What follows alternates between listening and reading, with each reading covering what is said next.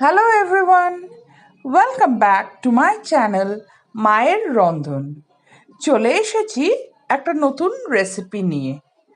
আজ বানাবো আমরা হোয়াইট পেপার চিকেন। চলুন রেসিপিটা দেখে নেওয়া যাক। এর জন্য আমরা 500 গ্রাম মুরগির মাংস নিয়েছি।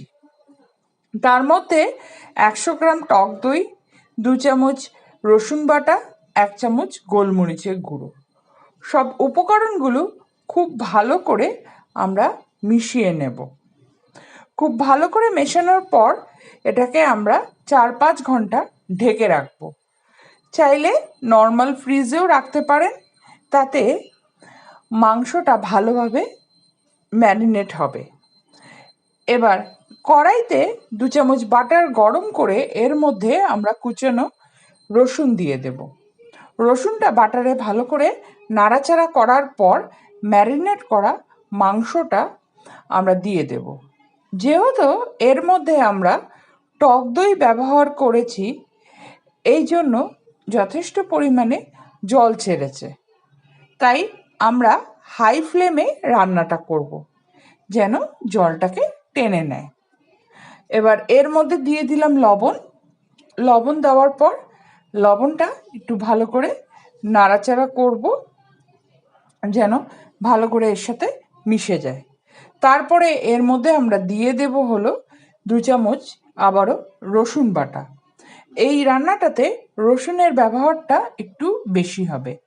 এবার রসুন বাটাটা ভালো করে এর সাথে মিশিয়ে নেব।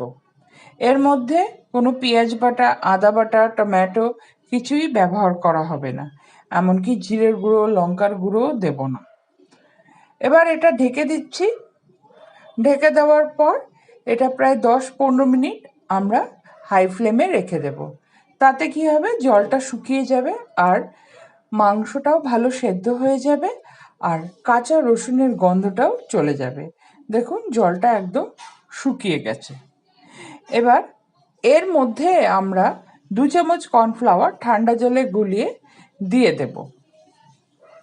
কর্নফ্লাওয়ারটা দিলে বেশ একটা ক্রিমি টেক্সচার আসে। তা এর মধ্যে দিয়ে এবার এই ঝোলটাকে আমাদের ফোটাতে হবে। আর যেহেতু এই রান্নাটার নাম হলো হোয়াইট পেপার চিকেন, তাই জন্য এর মধ্যে আমরা হলুদ ব্যবহার করব না। আর আবারও দিয়ে দিব হলো গোলমরিচের গুঁড়ো, কারণ এর মধ্যে আমরা না ব্যবহার করছি কাঁচা লঙ্কা বাটা, না দিচ্ছি শুকনো লঙ্কার গুঁড়ো। তাই যেটুকুনো ঝাল থাকবে সেটা গোলমরিচের গুঁড়ো থেকে আসবে। তো গোলমরিচের গুঁড়ো দিয়ে দিলাম। এবার এটা ভালো করে এর মধ্যে মিশিয়ে নেব। আর মোটামুটি আমাদের রান্নাটা হয়েও এসেছে। দেখুন ঝোলটা বেশ গাঢ় হয়েছে, একটা ক্রিমি টেক্সচার এসেছে।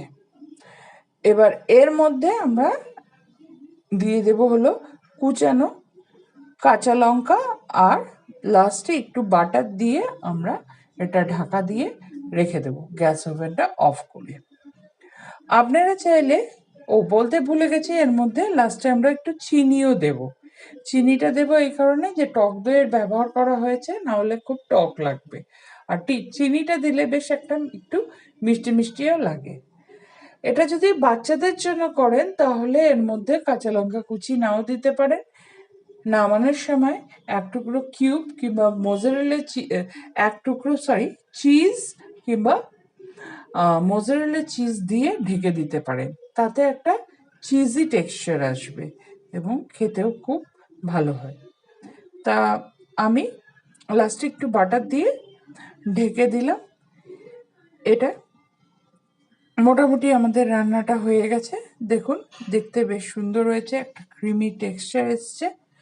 আমি এটা শীতকালে রাতে ডিনারে প্রায় টোস্টের সাথে খাই, খেতে খুব ভালো লাগে টোস্টের সাথে। এটা বাটার আর নানের সাথেও ভালো লাগে। এদিকে জিরা রাইস, তারপরে চাইনিজ ফ্রাইড রাইস এর সাথেও খুব ভালো যায়। তা আপনারা রেসিপিটা দেখলে, যদি আপনাদের এই রেসিপিটা ভালো লাগে তাহলে এই রেসিপিটা লাইক শেয়ার করে দিবেন। আর আমার চ্যানেল মায়ের রন্ধনকে অতি অবশ্যই আপনারা সাবস্ক্রাইব করে দেবেন। ধন্যবাদ।